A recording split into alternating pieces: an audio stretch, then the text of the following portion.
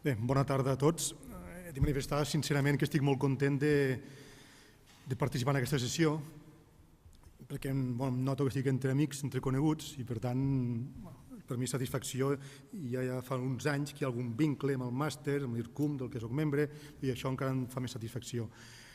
Primer pensava que a veure com resulta, era un interrogant, primer, encara el tinc, com resulta de fer una sessió d'història del dret pura o pura normal, amb gent que no són juristes i que per tant no són teòricament de la branca en la qual estic habitualment. El que passa és que la història del dret és història també i per tant en aquest sentit estic plenament entre col·legues i la història del dret, el que avui farem d'història del dret hauria d'interessar a qualsevol historiador. L'acte d'avui és singular, lamentablement és singular, perquè no hi ha massa ocasions de posar en contacte història del dret, història de l'art, història de filosofia, història de la literatura, i més històries que hi hauria encara, perquè seria inacabable. Per tant, aquest contacte de disciplines, que podria semblar obvi i evident, i que ho és poc, o almenys poc pel que fa als històries del dret. I avui això està en marxa, i per tant agraeixo molt tant al màster com l'IRCUM aquesta iniciativa, la d'avui i la d'incorporar l'assignatura dins del màster. El que explicaré al llarg dels 3/4 d'hora, una hora que hauria de durar la sessió, és de quina manera al segle XI, al segle XII, XI, XII, XIII, a Europa, a Occident, diguem-ho així, a Occident es va redescobrir, diem redescobrir perquè estava descobert, redescobrir el dret romà. Però no va descobrir el dret romà de Roma, sinó que es va redescobrir, i ara ho explicaré en detall, es va redescobrir el dret romà de Roma, però a través de Bizanci, amb la tradició romano-bizantina o romano-oriental, etc., que és el que explicarem ara. Per tant, hauré de parlar de Roma, hauré de tirar enrere, hauré d'agafar carrerilla, haurem de parlar de Roma i després parlaré de moment també posterior. Acabaré parlant quasi de l'antic règim. Però això ho faré per donar relleu precisament en context històric a l'episodi central que és allò que passa a Bologna i després a tot Occident al voltant del segle XI. No explicaré, ja començo ja, no explicaré quines són les fonts del dret, o sigui, en què consistia el dret romà. Només voldria dir que el dret romà de l'època de la República tenia diverses fonts que el creaven, molt diverses fonts que el creaven, i que aquestes diverses fonts de creació del dret romà paulatinament van anar convergint amb la figura del príncep, paulatinament. I la màxima convergència i concentració del poder, i també, per tant, del poder legislatiu, de crear dret a Roma, la màxima convergència es va donar a l'època de l'imperi o del dominat.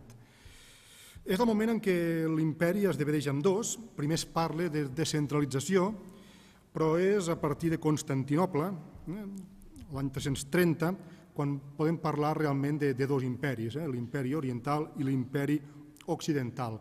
Tot i que es parlarà sempre de dos imperis, però es mantindrà la ficció, perquè serà més una ficció que una realitat, de que hi haurà un sol dret. El dret d'un emperador hauria de ser promulgat per l'altre i així de forma recíproca. Es manté la ficció durant molts anys que és un sol dret. El cas és que a l'època del dominat l'ordenament jurídic de Roma estava polaritzat amb dos tipus de fonts. D'una banda hi havia les lleis, les leges, i d'altra banda hi havia els iura. Les lleis o constitucions eren dictades per l'emperador. Les lleis o constitucions dictades pels emperadors estaven closes, estaven recopilades, sobretot amb una gran obra que era el Codi Teodosià, que reunia constitucions, lleis o constitucions generals a partir de l'any 312, més o menys. Però, a més, hi havia dues obres menors fetes per iniciativa privada, per dos juristes, el Codi Gregorià i el Codi Hermogenià. El cas és que les lleis a l'època del dominat estan closes en aquestes obres, però sobretot el Codi Teodosià. Al costat de les lleis, el segon element que integrava l'ordenament jurídic, i això és convé remarcar-ho ara perquè després hi tornarem, eren els iura en plural. Els iura era la literatura jurídica.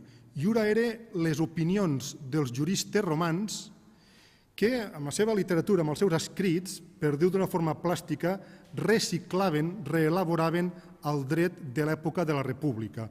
O sigui, el dret de la República no es manté en els seus textos originals, sinó que es coneix i es manté reelaborat a partir de l'obra dels juristes, sobretot del Principat.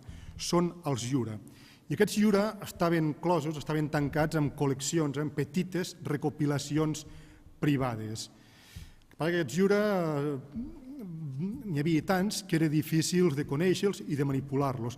I va caldre dictar una Constitució, la que se'n diu la Llei de Citacions, l'any 429, per decidir quins Jura, o sigui, les opinions de quins juristes eren invocables.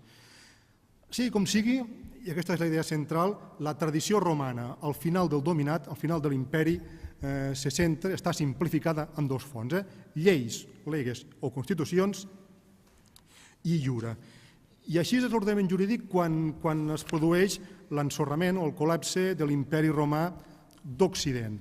I aquí és quan comença, justament el 476, és quan comença la doble tradició, es bifurca ja la tradició cultural, però jo insistiré en la jurídica, la tradició jurídica romana. Hi haurà una tradició jurídica romana oriental, a l'imperi d'Orient, i una tradició jurídica romana a l'imperi d'Occident. Què passa a Occident? Però què passa a Occident i què passa a Orient, els dos llocs? Quan l'imperi romà d'Occident desapareix, Orient es manté, i no només això, sinó que les dinàmiques socials, econòmiques, polítiques, institucionals i religioses fan que Orient estigui precisament en auge. I tant era així que a mitjan segle VI, el 530, l'emperador Justinià disposa recopilar el dret romà. És el dret romà de Roma. És el dret romà de Roma que s'ha conservat i que s'aplica a Bizanci, a Orient. I aquesta recopilació del dret romà de Roma, però que ara diem dret romà ja justinianeu, és la tradició, és el que succeeix a Bizanci, es fan 4 obres, són 4 les obres. D'una banda, Justinià farà el Codi de Justinià, no entro en detalls, ni qui el fa, ni quan, ni com, ni per què, el Codi de Justinià, que recollirà constitucions imperials, o sigui, leges, una part d'aquell binomi, una part. Es farà una altra obra que rep el nom d'Institucions, que són les institucions de Justinià, que no tenen res a veure amb les institucions de Gai, una altra obra. Les institucions de Justinià és una obra peculiar, era una obra pensada per la docència, era un manual d'institucions, però que va ser sancionat com a llei i va tindre vigor de llei. Però Justinià va fer una tercera obra, que és la més rellevant, que és el que es va conèixer amb el nom de Digest, el Digest. El Digest recollia el segon element de l'ordenament jurídic romà, el jura, tota la literatura jurídica. I aquesta literatura jurídica, aquesta obra dels juristes, era l'obra més brillant. Així com les constitucions imperials, des del punt de vista de tècnica jurídica, eren un element pobre, vast i vulgaritzat, per entendre'ns, els jura, o sigui, la literatura jurídica, l'obra, les opinions dels juristes, era l'element tècnic, l'element més ric doctrinalment, i era l'autèntic tresor del dret romà, el digest que contenia els jura. I a més del codi, constitucions, les institucions, un manual que és una llei, el digest que conté jura, va haver una quarta obra que eren les novellae. Les novellae eren constitucions, o sigui, lleis posteriors, lleis posteriors al Codi de Justinià. Tancat el Codi de Justinià, les altres lleis dels emperadors, el mateix Justinià i posteriors, van ser tancades aquí. Per tant, Justinià el que fa és recopilar tota la tradició romana clàssica de l'època de la República, a través dels jura, i també la tradició romana postclàssica, que eren les constitucions o les lleis. Això és el que fa Justinià al 530, que de fet hi s'aplica. Què passa mentrestant a Occident? A Occident, la tradició textual romana, la tradició jurídica, el dret romà, tant en els seus textos com no, com el dret romà en si mateix, va tindre una evolució ja particular a cadascun dels regnes germànics. Què va passar a l'antiga Hispània? I diem l'antiga Hispània perquè el que va passar aquí va tindre repercussions a la resta d'Europa. A l'antiga Espanya, quan es va enfonsar l'imperi romà, els visigots van seguir aplicant el dret romà, van desenvolupar el dret romà al seu aire. I un rei, Alaric II, un rei visigot, Alaric II, va manar recopilar també dret romà. Alaric II, amb una obra que rep el nom de Breviari d'Alaric, o Lex Romana Visigotorum, i el nom ja ho diu tot, va fer una recopilació de dret romà, llei romana dels visigots, una recopilació de dret romà, però aquell dret romà, era el 506, l'any 506, aquell dret romà que 25 anys o 30 després del que viu de l'imperi romà encara era útil i encara s'aplicava. Cada constitució romana anava acompanyada d'una interpretació per entendre'l. Aquesta recopilació de dret romà, que fa un rei visigot, però és dret romà pur, aquesta recopilació també és peculiar, en el sentit que allò que va recopilar Alaric II, o sigui, aquell dret romà que va recopilar Alaric II, va ser el següent. Va fer una selecció de lleis de l'antic Codi Teodosià i va fer una selecció mínima de iura. Iura, que insisteixo, era el gran tresor jurídic romà.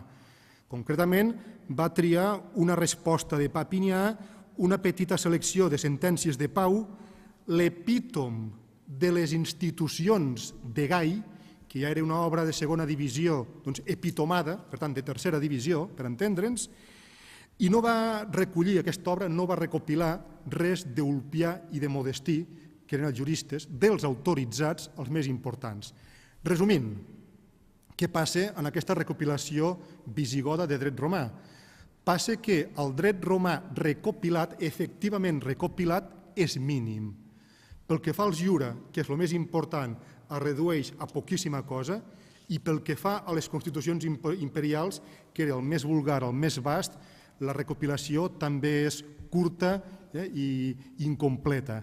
I així és com queda el dret romà en la tradició occidental, perquè aquest breviari d'Alaric, que fa Alaric II al 506, quasi al mateix temps que Justinià fa la seva magna obra a Bizanci, aquesta recopilació d'Alaric és allò que circularà per Europa i és aquell dret romà que serà conegut per Europa durant tota l'alta edat mitjana. O sigui, el dret romà de Roma deixa de ser conegut en els seus textos i serà només conegut aquell que és vehiculat, aquell que circularà a través d'aquest breviari d'Alaric, perquè, com he dit, queda realment reduïda, sobretot la part més rica.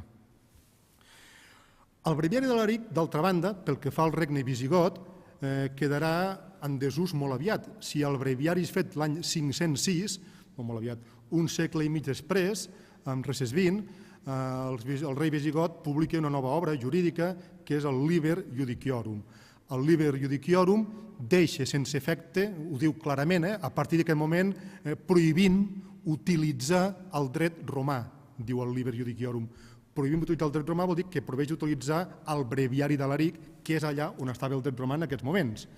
Però clar, el Liber Judiciorum és el que desenvolupa, en el regne visigot, el que desenvolupa la herència jurídica romana en el context visigot. El Liber Judiciorum no és pas dret germànic, ni que el rei sigui germànic, és el dret romà desenvolupat al seu aire, però ja no ja textualment. O sigui, el Liber Judiciorum, diguem-ho així, seria l'equivalent al català. El català o el castellà no és pas llatí, però és llatí en forma derivada. El Liber Judiciorum té material genètic claríssim, material genètic de filiació romana, però no és dret romà, és dret visigot. Què és el Liber Judiciorum? Convé entendre-ho, però en tot cas no és dret romà, ni que provingui en última instància d'aquest dret romà. Però clar, el Liber Judiciorum és promulgat el 654, en un moment que les tendències centrífugues en el regne visigot, el paper de la noblesa i dels feudals, ja és prou fort com perquè l'autoritat del rei sigui minada. I així s'explica, entre altres motius, la caiguda del regne visigot al 711 i la invasió musulmana. I entrem de ple a l'alta edat mitjana. I sabem que els musulmans identificaven, com avui, identifiquen dret i religió. No és que ho identifiquin, no és que siguin dues coses juntes, és que és la mateixa cosa, dret i religió. I els musulmans apliquen aquella màxima que les altres religions monoteistes els mantenen la religió que tenen i mantenint la religió, els musulmans als cristians, els hi mantenien també el dret. Per tant, després de la invasió musulmana, els antics visigots, cristians ex-visigots, mantenen la seva fe cristiana i automàticament mantenen també el liber judiciorum. Però clar, aquest liber judiciorum és un liber que ja vaga al seu aire, no hi ha un rei cristià que el controli, per tant el liber apareix descontrolat i amb un caràcter consuetudinari. No entraré ara, perquè no és el focus central, a parlar del dret a l'època altomedieval, però sí que només voldria fer un parell o tres d'al·lusions per contrastar el que explicarem a continuació. I és que la concepció del dret altomedieval és ja radicalment oposada a la concepció del dret romà. La concepció del dret altomedieval és una concepció segons la qual tot el dret és diví, no hi ha creació del dret, com que és diví no pot haver creació del dret, i el dret no pot ser creat, sinó que només pot ser identificat, són les ordalies. El dret està consubstancial a les relacions socials i en les relacions dels homes i amb la naturalesa, i l'únic que hem de fer els homes és identificar aquest dret que emana per tot arreu, però no hi ha creació, perquè el dret és antic, és bo i és diví, sobretot. Aquest era el discurs altomedieval, però evidentment a l'Alta Edat Mitjana hi haurà producció del dret. Quin és el dret que s'aplica a l'Alta Edat Mitjana? S'aplicarà a Catalunya, en tots els regnes peninsulars, s'aplicarà al liber judiciorum que seguia vagant al seu aire com a dret consuetudinari, per tant, la pervivència del liber, la peculiar pervivència del liber, s'aplicarà i es produirà, es crearà un nou dret senyorial, el dret de les relacions senyorials o feudals, diguem-ho com vulguem i no desconeixem el debat, una altra cosa és que no estigui escrit, però les relacions senyorials generaran uns usos que es converteixen en costum, és dret, i a l'Alta Edat Mitjana hi haurà també el dret produït en els municipis, o sigui, aquells centres de convivència que depenen directament del rei. Però, en canvi, en aquesta Alta Edat Mitjana, fixem-nos que no existirà un dret general, el dret per essència serà particular del senyoriu o d'aquella localitat o de la ciutat, però no serà un dret general, no existirà, ni tampoc hi haurà un dret reial, un dret creat pel rei. El paper del rei en aquesta època és encara molt feble. I ara aquí hem de fer un replà, en aquest període altomedieval, hem de fer un replà sobre la cultura escolàstica en aquest període i l'ensenyament. Al·ludiré només als noms, el trivium, el quadrivium, el paper de la filosofia i finalment de la teologia. Al·ludeixo de nom només al trivium i al quadrivium, a la filosofia i a la teologia, només per assenyalar que el dret, durant tot aquest període, des del segle V, parlo d'Occident, des del segle V i fins ara, fins a l'any 1000, el dret no és estudiat ni ensenyat de forma autònoma. Però sí que s'estudia dret. S'estudia dret barrejat amb la lògica, s'estudia dret barrejat amb la gramàtica, però són petites nocions aïllades, descontextualitzades de dret. Però clar, quin dret s'estudia barrejat dins el trivium? Quin dret s'estudia? No s'estudiarà pas el dret consuetudinari, el dret senyorial ni feudal, ni el dret dels municipis, perquè és un dret tot aquest de caràcter costumari i per aquest motiu és un dret no sistematitzable, és un dret poc tècnic, és un dret que no presta a ser ensenyat i ser estudiat, és un dret que no està escrit la major part de les vegades. Per tant, l'únic dret que pot ser ensenyat, per molt poc ensenyat que sigui, és ensenyat, l'únic dret que es presta a ser ensenyat és el dret romà. I així va passar. Durant l'Alta Edat Mitjana, molt poc, però va continuar ensenyant alguna noció de dret romà.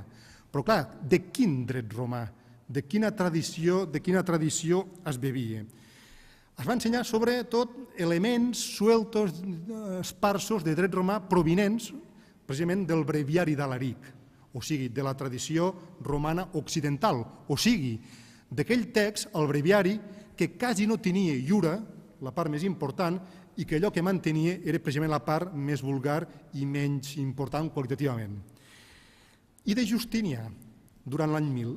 Efectivament, es va conèixer alguna cosa de Justinià, de la compilació que havia fet Justinià al 530. Es va conèixer alguna cosa en l'ensenyament a Occident.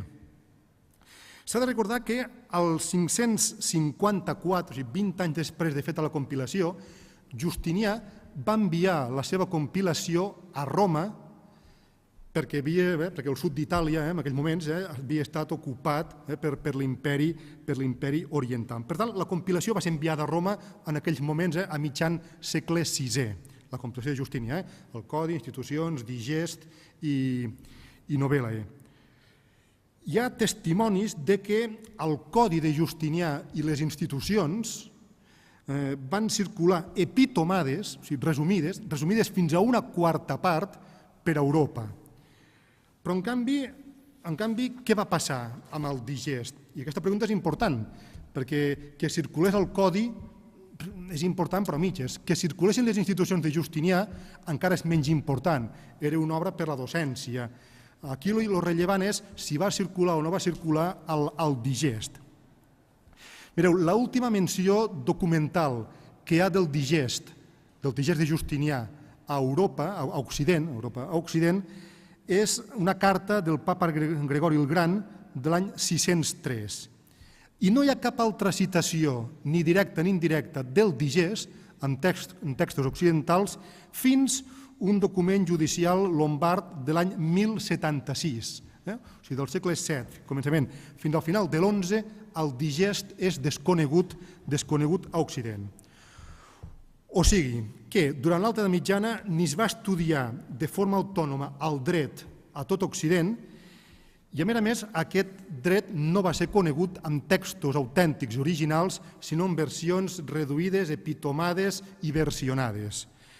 Això, un coneixement directe del dret romà, del dret romà tal qual, això no succeiria fins a finals del segle XI i començament del segle XII, amb el naixement de l'Escola de Bologna. Aquí és quan ara parlem d'aquest segon gran bloc, que és l'Escola de Bologna. No sé jo qui hauré d'insistir en el renaixement econòmic i cultural que es va produir a Europa a l'any 1000. El renaixement cultural i econòmic d'Europa de l'any 1000, simplificant, que a la península itàlica va vindre marcat, a més, per la recuperació, per el redescobriment dels textos de Justinià. Textos de Justinià, com hem dit abans, desconeguts a Europa. Per tant, a cavall entre el segle XI i el segle XII, a Bologna, i només a Bologna, únicament a Bologna, es va descobrir o recuperar, diguem el nom que vulguem, els textos de Justinià.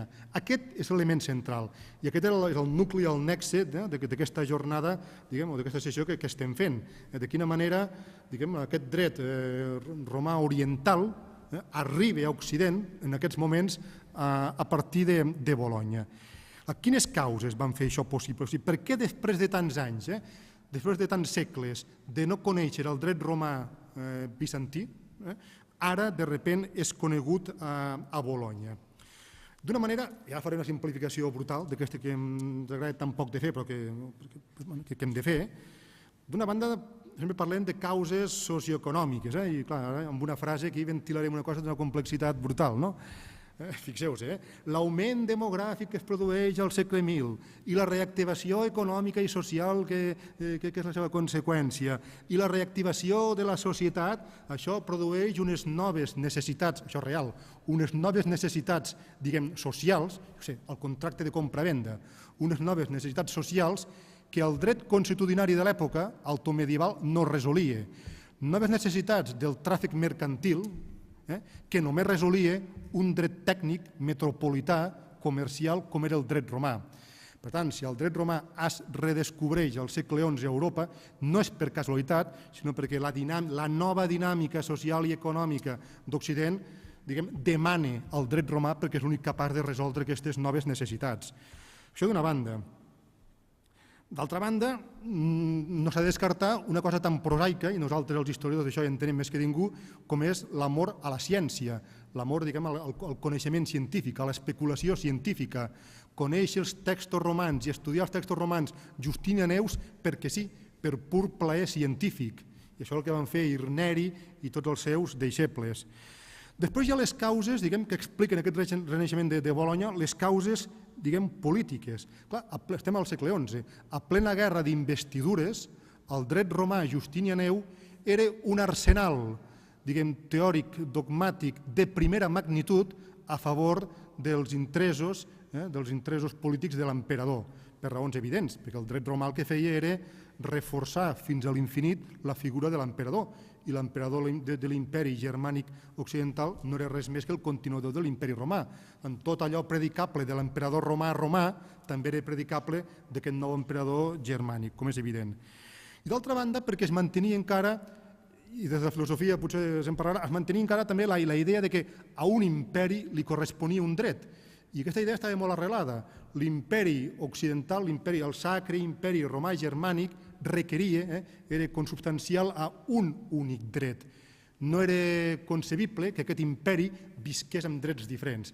I, per tant, quin dret més natural i més normal d'aquest imperi restaurat que l'antic dret romà. Per tant, aquest renaixement del dret romà justinianeu a través de Bologna va tindre diverses causes que el van fer possible. Però clar, com neix aquesta escola de Bologna? No està resolt com, el detall de com neix l'escola de Bologna. Hi ha la llegenda encunyada pels mateixos professors de Bologna, per Odofred, al segle XIII, que diuen a la llegenda que l'escola de Bologna és hereva de l'escola de Ràvena i que aquesta escola de Ràvena va ser l'hereva de l'antiga escola de dret de Roma. Però clar, aquesta és la llegenda construïda al segle XIII pels professors bolonyesos per revestir de solemnitat, d'antiguitat i d'oficialitat la seva pròpia escola, el seu ofici. El cas és que l'escola de Bologna neix quan arriben a Bologna els llibres jurídics des de Bizanci. O sigui, en principi, l'escola són els llibres jurídics. Un professor comença a estudiar pel seu compte els llibres jurídics, Irneri i un tal Pepo, i aquest estudi autònom i amb textos originals atreu clientela, i és així, atreu estudiants de tot Occident, de tota Europa. Per tant, és un moviment espontani d'estudiants que segueixen aquells professors, aquell primer Irneri i Pepo. Per tant, aquí la clau és l'arribada a Bologna dels textos bizantins. El que passa és que ha de quedar molt clar per la història futura, el que passarà després, que els textos romans fets per Justinià al segle VI diferiran d'aquells textos descoberts a Bologna al final de l'XI al segle XII. Diferiran de diversa manera i a més, entre altres coses, perquè no arribarà els 4 llibres de la compilació de Justinià, tots 4 a Bologna, embalats i enviats per Seur, sinó que la compilació de Justinià arribarà a trossos, i no volum per volum d'aquests 4, sinó molt més compartimentada. Per tant, la compilació de Justinià del segle VI és diferent de la utilitzada, ara direm en què, de la utilitzada a Bologna al segle XI i segle XII. Això és molt important perquè Bologna, com ja estic insinuant o dient, Bologna serà el trampolí a partir del qual aquest dret romà justinianeu s'estendrà per tots, absolutament per tots els racons d'Occident.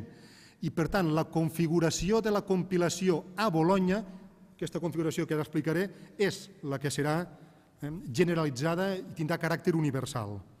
Serà diferent pel que fa a la divisió, a l'estructura en llibres, pel que fa al text, a la literalitat del text i pel que fa al contingut. Pel que fa a la divisió, seré breu. La compilació de Justinià eren 4 obres, Codi, Digest, Institucions i novel·les, i en canvi a Bologna hi haurà 5 volums. Però aquests 5 seran ben peculiars, perquè arribarà un tros només del Digest, serà el Digest Vetus. Arribarà més tard, primer volum, arribarà més tard un altre tros separat del Digest, un altre quadernillo, del Digest. Li diran Digest nou, que és un altre tros, complementen. Després arribarà la part d'entremig, un quadernet de poques pàgines que faltava entre un i altre. Tant aquest és el tercer volum, és l'Infortiatum, coneixement crescut, augmentat, és una interpretació. Per tant, tenim 3 volums, que entre els 3 fan un, el Digest. Per tant, per això són 3 volums. Després arribarà el Codi de Justinià, però no arribarà sense, arribarà del llibre 1 al 9. Els altres llibres van arribar més tard. Aquest era el quart llibre.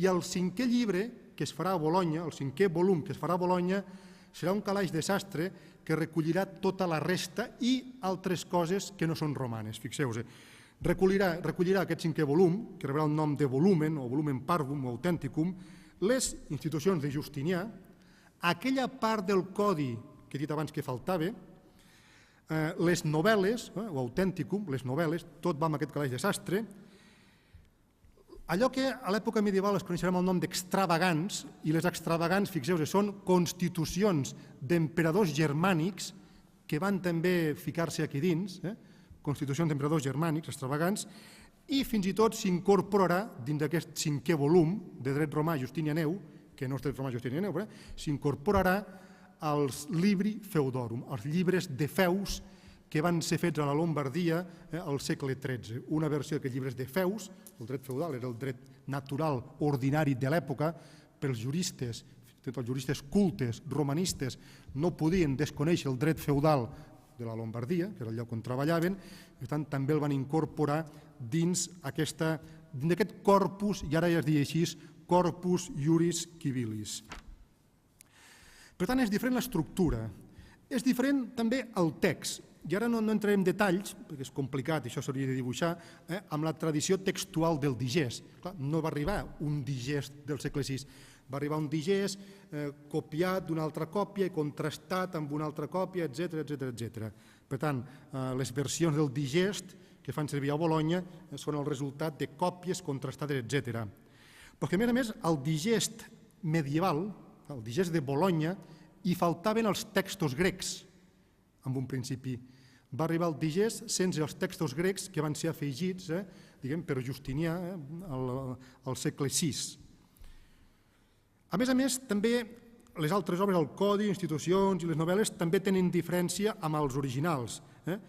Faltava contrastar amb altres documents, falten també les parts en grec i falten les inscripcions i les subscripcions de les constitucions.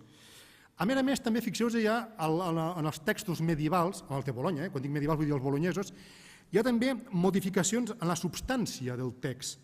I és molt simptomàtica una, el digest, en què es va afegir un no, o sigui, els juristes bolonyesos van afegir un no per no autoritzar un determinat tipus de matrimoni previst en el dret romà i prohibit per l'Església. I per tant, en aquella part del digest van afegir un no autoritzat i van quedar tan amples per adaptar aquest digest a la realitat medieval. I també perquè fa el contingut d'aquesta compilació, ho he apuntat, hi ha diferències. Fixeu-vos, en el Codi s'hi van afegir, en el Codi de Justinià, que eren constitucions, que va arribar a Constitució, amb el Codi s'hi van afegir constitucions medievals, 2 de Frederic I i 6 de Frederic II. Es van encara afegir més constitucions imperials medievals dins les extravagants. Es va afegir, com he dit abans, el dret feudal. I, per tant, aquesta compilació de Justinià se separa per la literalitat, per l'estructura i pel contingut de la compilació original del segle VI. Això pel que fa als textos jurídics. Però permeteu-me una petita incursió amb la forma d'ensenyar el dret a Bologna en aquesta època. Clar, aquest estudi del dret de seguida va ser vinculat a l'ensenyament del dret. Aquest descobriment dels textos bizantins es va vincular de seguida a un estudi per part d'Irneri i a un ensenyament dels estudiants que volien. El mètode escolàstic, el mètode d'ensenyar el dret romà per Irneri i els altres professors bolonyesos va ser determinant perquè va marcar tot el futur d'aquest dret romà i va marcar allò que a partir d'ara seria el dret romà justinianeu oriental. I era que la lliçó, en principi, era una lliçó oral i que només després aquesta oralitat va generar textos. L'esquema de la lliçó oral simplificada era el següent. El professor, davant dels seus deixebles, amb els textos de Justinià, feia una introducció al títol. Cada compilació està estructurada amb llibre, títol i després llei. Una introducció al títol. El segon pas era el contingut bàsic de cada llei. Contingut bàsic, molt sumari de cada llei. El tercer pas d'aquesta lliçó oral era la lectura del text de la llei i les aclaracions per arribar a la seva comprensió total de cada llei. Amb aquests primers 3 passos es comprenia el text. Ara venien 4 passos més a la lliçó oral per manipular els textos, manipular en el bon sentit de la paraula. Un era, per exemple, era el quart pas, reunir de tota la compilació de tot el corpus juris, identificar i reunir paral·lels i contraris i solucionar contradiccions. I aquí això ja suposa una altra actitud dels juristes. El 5è pas era la reelaboració, el mestre amb els seus estudiants, la reelaboració dels principis jurídics identificats, tant els singulars com els generalitzables. El 6è pas era la formulació de distincions, o sigui, les particularitats, i ara veureu on vaig a parar. I el 7è cas era la disputatio, era el final de la lliçó, el mestre amb els seus estudiants feia la disputatio, que és quan els estudiants solucionaven un cas pràctic amb els textos jurídics. El que vull dir és que cadascuna d'aquestes parts de la lliçó, a poc es va convertir en un tipus de glossa diferent. Aquesta lliçó oral, paulatinament, es va escriturar, de forma que cada tipus o sigui, més ben dit, cada part de la lliçó, la introducció al títol, es va convertir en un tipus de glosses. I és que, i això és bàsic per entendre què és el dret comú, i ara en parlarem medieval, i és que els textos romans justinianeus, arribats a Bologna, que van arribar el de Justinià, a Bologna van ser glossats i quan de Bologna es van difondre per tot Occident, sempre i només es van difondre glossats. La glossa, ho heu vist segurament amb il·lustracions, aquestes glosses dels textos jurídics ocupaven la totalitat de l'espai de la pàgina. Hi havia, insisteixo, tants tipus de glosses diferents com parts tenia la lliçó. El significatiu és que la glossa, pels juristes medievals, o sigui, el conjunt de la glossa, que rebia el nom d'aparatus, era també dret. Quan els juristes medievals entenien, parlaven, discutien i aplicaven el dret romà justinianeu, ho entenien com un tot, no separaven el text estricte del digest de Justinià de la glossa. Glossa i text, ni que formalment es pogués identificar de forma separada, era un tot. Aquesta tècnica de la glossa que feien els juristes bolonyesos, com podeu comprendre, tenia un límit, perquè després d'una, 2, 3, 4 generacions d'explicar els mateixos textos romans, hi havia un moment que el mètode no donava més de sí, que l'explicació del títol, que la identificació de contraris, de paral·lels, etc., ja s'havia fet, no es podia inventar res de nou. Això va passar al segle XIII, quan a Cursi, un jurista de Bolognès, va redactar la Magna Glossa o glossa ordinària. La glossa ordinària és la glossa de les glosses. És aquella glossa que a partir d'aquest moment, de Cursi, ja circularà com a glossa, diu el nom, ordinària, com a glossa de referència. I no és que tots fossin glosses seves. A Cursi va recollir, segons el seu entendre, les millors glosses de tots els juristes precedents, segle XII-XIII. Amb Cursi, aquest mètode de la glossa va arribar al seu límit i després de Cursi la glossa ja no podia donar més de sí. I va ser en aquest moment quan al sud de França, a Orleans, va néixer una nova escola de dret que va rebre el nom de l'escola dels postglossadors o l'escola dels comentaristes.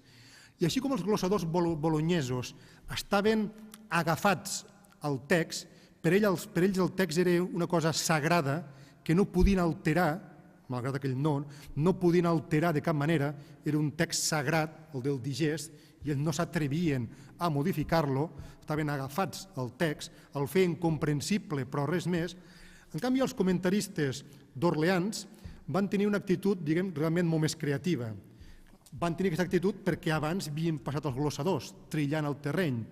Els comentaristes el que van fer és crear literatura jurídica, gèneres literaris jurídics, en els quals adaptaven el dret romà, adaptaven la substància jurídica romana justinianea via Bologna, l'adaptaven a la pura realitat del segle XIII.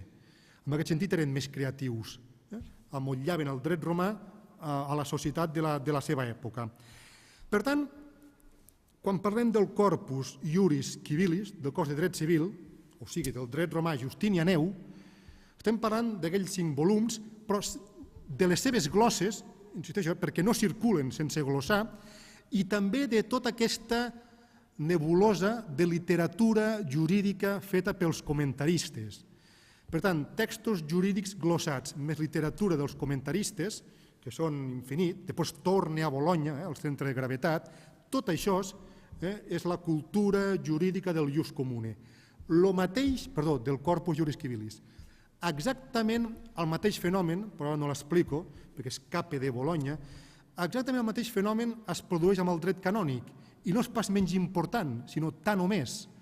El dret canònic que comença a centralitzar-se a partir del segle XI en mans del papa, de forma paral·lela al que fa l'emperador, és també els diversos textos de dret canònic, el decret de Gracià, decretals de Gregori IX, tots aquests textos canònics també seran glossats i formaran el segon binomi, el segon element, perdoneu, del ius, d'allò que es coneixerà a partir d'ara amb el nom de ius comune.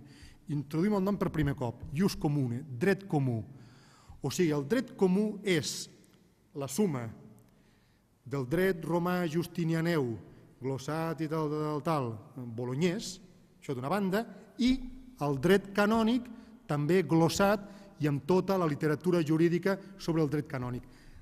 Una cosa i l'altra forma el ius comune, el gran entramat que és el ius comune. I per aquest motiu l'expressió que neix en aquesta època és el lutrumque ius, un i altre, civil i canònic. I això és important entendre que aquest dret comú, aquest ius comune, funciona com un tot. Funciona com un tot per tot Occident.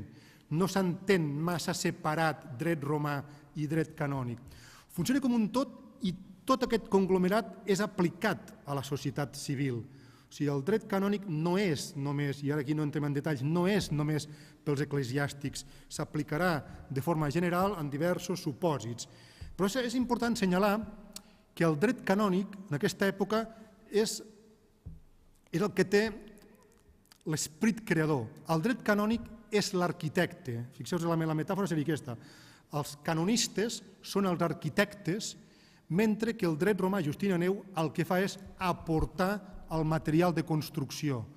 El dret romà de Justinianeu, per molts comentaristes que hi hagués, era dret romà.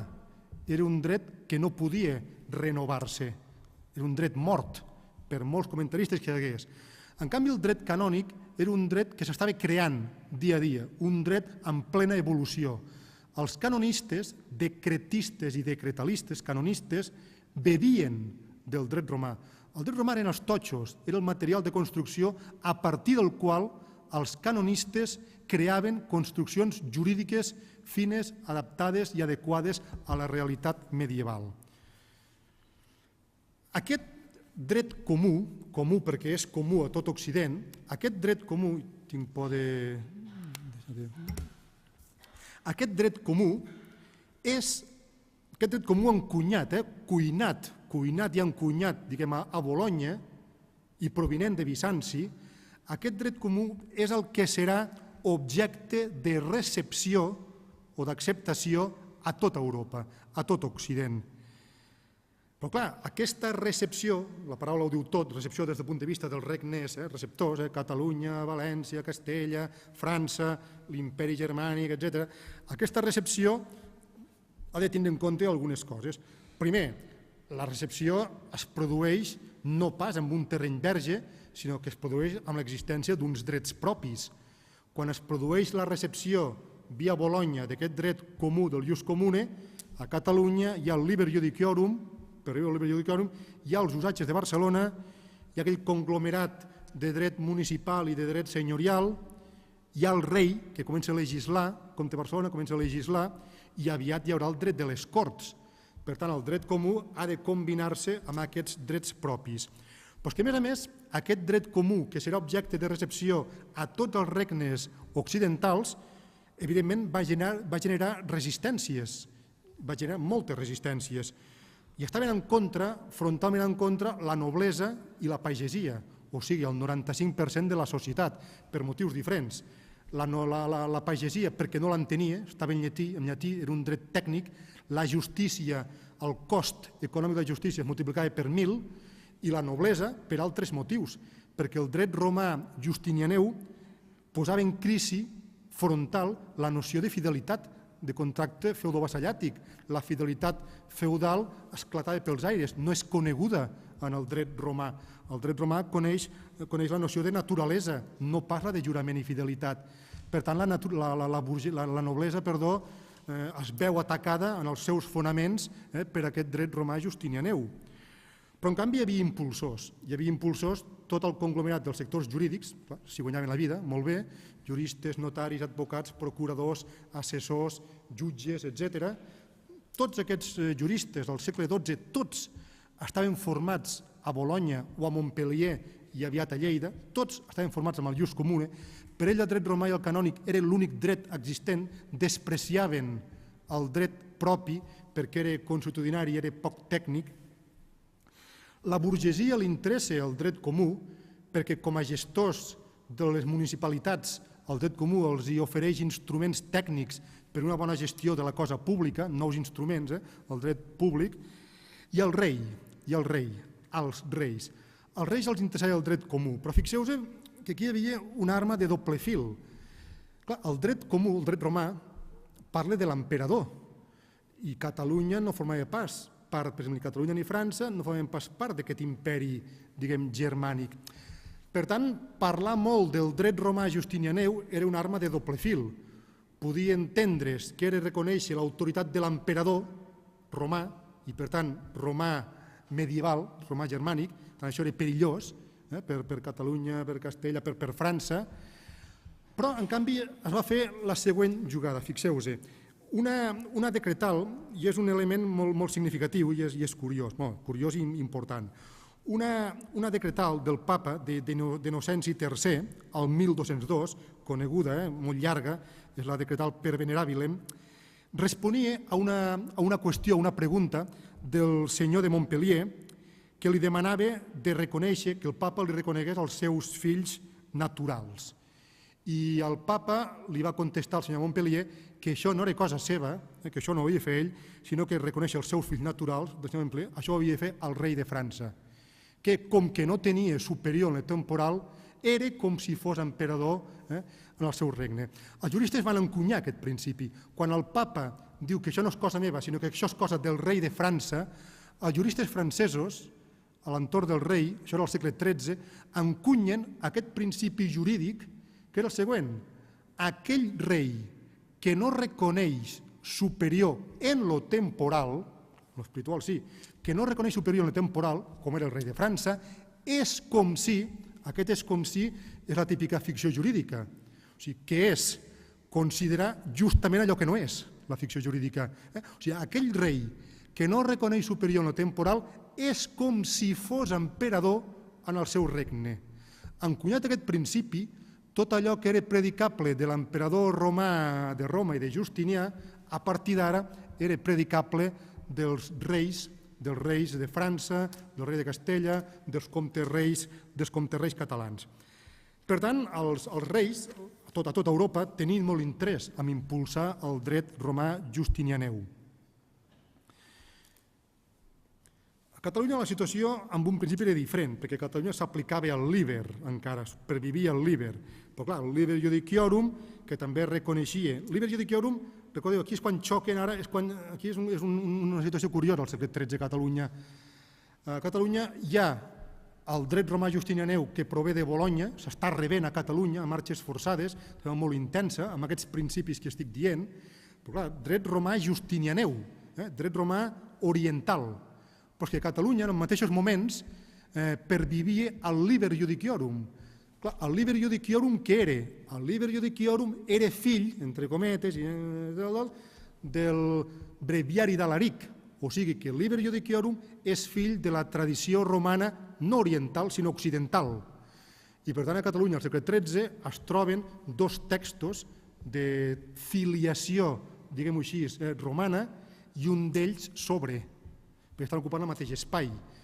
El text que cau, evidentment, és el Liber Judiciorum, i el text que sobreviu és el dret romà justinianeu.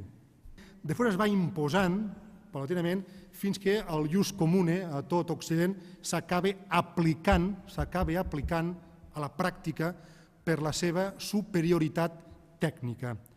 Però, clar, aquesta aplicació d'aquest dret romà vingut de Bizanci, aquesta aplicació és complexa. És complexa perquè ja hem dit que té resistències, d'una banda, però que són vençudes, aquestes resistències. Però que, a més, aquest dret romà justinianeu, fixeu-vos, xoca amb la tradició, amb la mentalitat automedieval. En la mentalitat automedieval, aquell conglomerat que és dret i justícia, que és la mateixa cosa, dret i justícia és el mateix, a l'alta edat mitjana, no abans, en aquest conglomerat dret i justícia, aquest dret i justícia prové de Déu, i aquest dret romà que ve de Bizanci el que està dient és just al contrari, que el dret que és diferent de la justícia ve dels homes, ve de baix. Per tant, la tradició automedieval, que és la que hi ha a Catalunya al segle XII-XIII, el dret ve de dalt, i en el dret romà justinianeu el dret ve de baix, dels homes. És igual que sigui l'emperador o sigui el senat, és el de menys en aquest cas. Els juristes bolonyesos resoldran aquesta contradicció dient que tot està sotmès a justícia, tot ha d'estar regulat i vinculat a la justícia i que la justícia és intrínsecament divina. Però en canvi diran que el dret és diferent. O sigui, els juristes bolonyesos tornaran a separar dret i justícia i diran que el dret, en canvi, és dels homes i que el dret ha d'estar vinculat a justícia i que no tot està regulat pel dret i que l'equitat és el moviment de la justícia cap al dret. Finalment, caldrà encaixar aquest dret comú que s'està imposant, insisteixo, fixeu-vos, dret comú que s'està imposant per la pràctica, per la pura pràctica, perquè és un dret superior tècnicament als altres, s'està imposant i s'està aplicant. Clar, i aquesta aplicació de facto caldrà harmonitzar-la, caldrà encaixar-la amb el conglomerat de drets propis. Caldrà dir quin dret s'aplica en primer lloc, caldrà resoldre aquest engranatge, aquest ordenament jurídic de ius comune i conglomerat, insisteixo, de drets propis. Aquí hi haurà estratègies diferents, i perquè ho vegueu, a Castella, per exemple, es va seguir una estratègia que està al pol oposat de Catalunya. A Castella, el dret, el ius comune, va impregnar i es va barrejar, va penetrar el dret propi, les partides. Les partides és un text fet per Alfons Desè, el 1256. És dret propi d'Alfons Desè el Savi. Però, en canvi, les partides, que està fet i per Alfons Desè, està impregnat, és una esponja que vessa de ius comune. Però és dret propi, ni que el seu contingut sigui ius comune. A Catalunya, a València, a Aragó i a Balears, a Corona d'Aragó es va optar per una... Es va optar no de forma deliberada, sinó que la dinàmica va ser just la contrària. El dret propi no va ser contaminat amb el sentit positiu de la paraula, no va ser penetrat pel dret comú, sinó que el dret propi es va posar al costat del dret comú, o diguem-ho al revés, el dret comú es va posar al costat del dret propi com un ordenament jurídic més al qual es podia recórrer amb caràcter supletori amb defecte de dret propi. Atenció que això que estic dient no és un demèrit, si és que es pot parlar de mèrits i de mèrits. Això que estic dient no és pas un demèrit, diguem, pel ius comune, perquè la situació real a Catalunya, al segle XIV i XV, i això és important pels que feu estudis que us calgui raure el dret, els textos jurídics, la situació a Catalunya al segle XIV, XV, i ara endavant, és que el dret propi, de fet, es va acabar convertint amb excepcions al dret comú, fins a aquest extrem.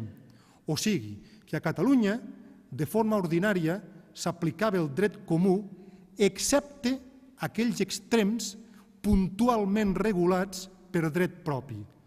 I efectivament, totes les constitucions i altres drets de Catalunya que hi ha recopilats no són res més que petites puntualitzacions, que petites excepcions al corpus juris civilis i al corpus juris canonici. I per aquest motiu, les compilacions catalanes del segle XVI i la del XVIII, per aquest motiu estan classificades seguint la sistemàtica del Codi de Justinià, perquè sigui més fàcil als juristes catalans contrastar el dret propi recopilat amb el dret romà per veure quines excepcions hi ha. I això durarà així fins a nova planta i fins més endavant. Conclusions, i amb això sí que acabo. 3, 4 o 5 conclusions. La primera és la cronologia. Estem parlant que a final de l'11 i principi del 12 és quan neix l'escola de Bologna, que és l'autèntic pont entre Orient, Bizanci i Occident. Al segle XII es produeix la difusió d'aquest dret romà justinianeu i al segle XIII és quan es parla ja de recepció.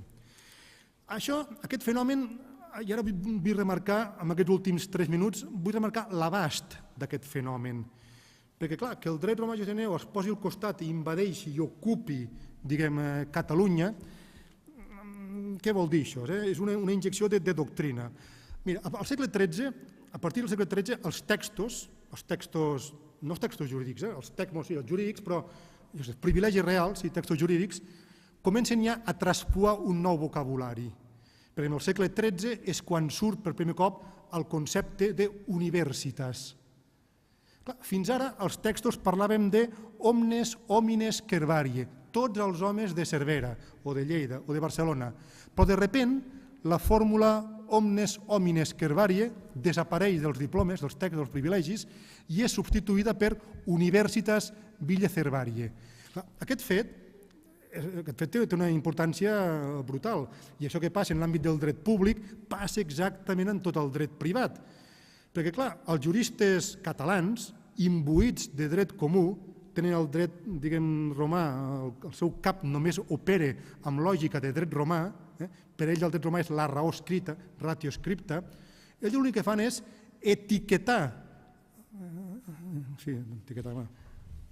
amb conceptes romans, etiquetar en conceptes romans, són els seus, la realitat que estan veient, no la realitat jurídica, la realitat que veuen, l'etiqueten en conceptes romans.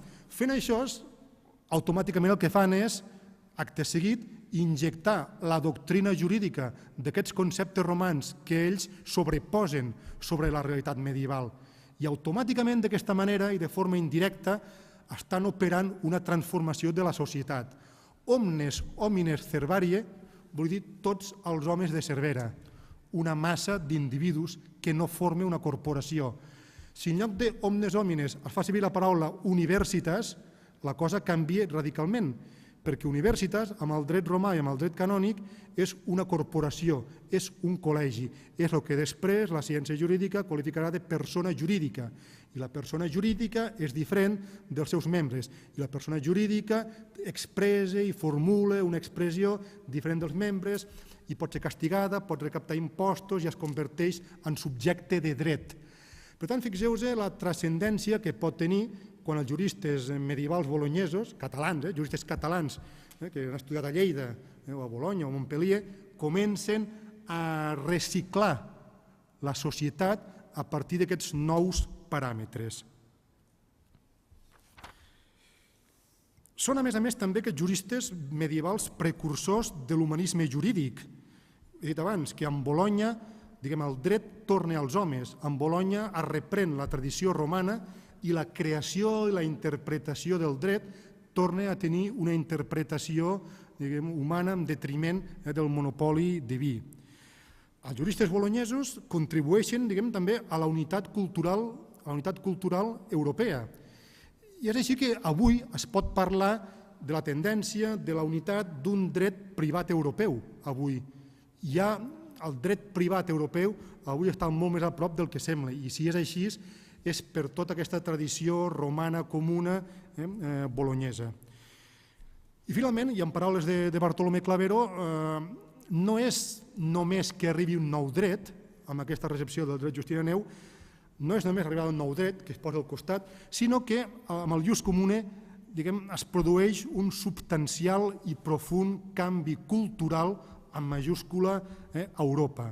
O sigui, tot Europa continental, amb matisos, naturalment, perquè la recepció es produeix de manera diferent a cada regne, tota Europa viurà aquest canvi cultural, que durarà fins al segle XIX. O sigui, el ius comune, el ius comune és el dret de l'antic règim. El ius comune és el dret de l'època medieval, del segle XII en endavant, i de l'antic règim. I tombar l'antic règim suposarà fer la codificació, fer els codis, que és ja el nou projecte de la burgesia que implica acabar amb aquest ius comune. Us agraeixo la paciència i moltes gràcies.